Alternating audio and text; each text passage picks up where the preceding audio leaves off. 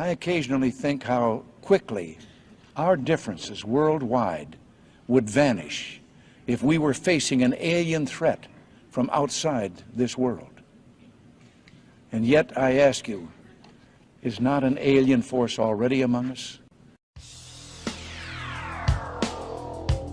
They're all over the damn place. They're in our midst, and they are family. We're related to them because they were the ones that had a hand in establishing us as a hybrid race 100,000 years ago. And that hybridization is still underway, it's still happening, even as we sit here and speak. It hasn't stopped. It's underway. They have different agendas. Some of them are nice folks and some of them are not. As I said, they have different agendas, but they're all around. The one in the upper left-hand corner there is another self-luminous object that moves all over the place. That object is over 2,000 miles long. It is an artificially constructed object, over 2,000 miles long. It's about 500 miles in diameter. Can you imagine a technology and a society that can build an object 2,000 miles long for 500 miles in diameter? Oh, this is an object that flew up and knocked the Soviet satellite out of orbit some years ago. The Soviets sent up damn first-rate satellite. No one believed me, even from those few people that I was able to share this experience with, that this is true. But luckily, with the development of the ufology and many great people out there that are doing the research and providing the video evidence. So as you can see, this is on infrared. That is why his black and white is from STS-63. 63, sorry, and they are trying to locate the Mir space station. They cannot locate the Mir space station because more than 100 objects are appearing and disappearing from the radar. Those are the same type of craft that I observed on the asteroid belt between Mars and Jupiter. And those are those balls of light that I was observing in those times, as you can see clearly, creating intelligent formation. And they wanted to take pictures of one of the moons. They wanted to take pictures of Phobos, one of the two moons of Mars. And while they were taking pictures, this object comes up from the surface of Mars, bumps the Soviet Phobos satellite, knocks it out of orbit, and it crashes. Next picture, please. What you see there is a picture of Phobos, the moon, and I mean artificial moon of Mars, and below it you see an object that the Soviets said measured roughly 15 kilometers in length. An artificial object near Phobos, the moon, 15 kilometers in length. Next picture, please. That's the moon, 12 miles in diameter. The Soviets planned to land on it. Well, someone else said, no, you're not going to do that. But that is a picture of Phobos, which they've all concluded is an artificial satellite.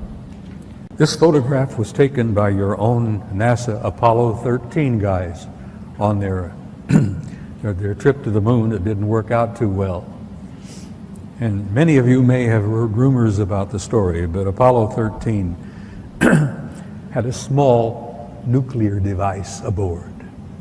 And they had been told by the guys that ran NASA that they were going to land on the surface, going to place this small nuclear device.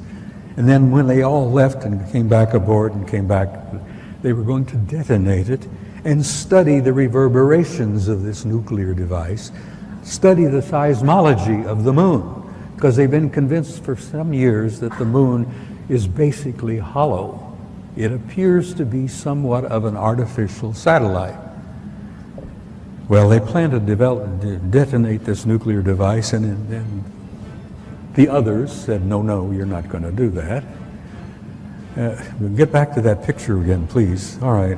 The object you see there in the middle, over 2,000 miles long. It's an artificial, I assume metallic object, probably crammed with guys. And that object followed our Apollo 13 all the way to the moon, around and back.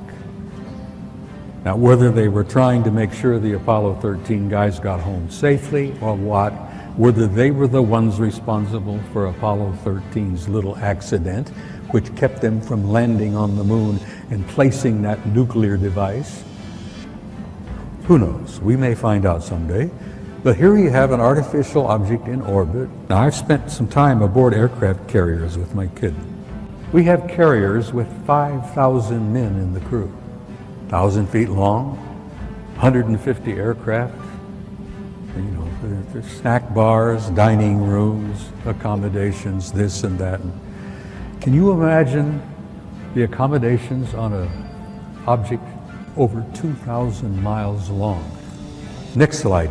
It's the second photograph. Same objects, but a second photo in the sequence.